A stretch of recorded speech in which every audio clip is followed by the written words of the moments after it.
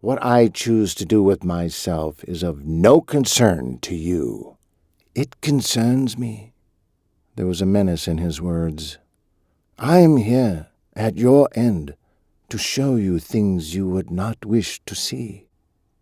"You're a figment of my drunken imagination, trying desperately to talk me out of ending this pitiful life I've come to inhabit." In one fluid movement, a pair of gloved hands reached upwards and pulled the massive hood. Ripping the material back, Chris stood mouth agape at what looked down at him. There was no face, only the sickly pale bone of a human skull peering down at him. The same chilling blue eyes stared from the sockets. As Chris stared in horror, the skull changed. Pasty skin covered the pale bones until a human face appeared. It grew from behind the cavities of bones, spreading slowly in every direction. Feeling his heart racing and staring in utter disbelief, Chris watched as the boned head became a recognizable face. After a handful of sickeningly long seconds, a face now accompanied the voice that spoke to him. It was male, weathered and aged in his early 60s. A shaggy goatee sat around his narrow mouth, and a head of neat graying hair hung from his head. The face had a handsome look to it, a rugged, aged appearance taking Chris by surprise. "That's better," the man said as he traced a gloved finger across his newly formed forehead and down his cheeks.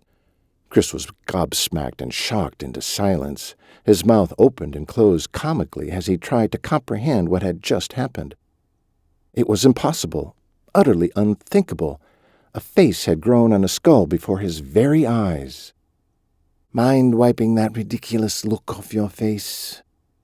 Chris was finding it impossible to form words. "I suppose introductions are in order." A forced smile appeared on the rugged man's face. "I go by many names, some less likable. The one I've come to like most is 𝘬𝑎𝑙."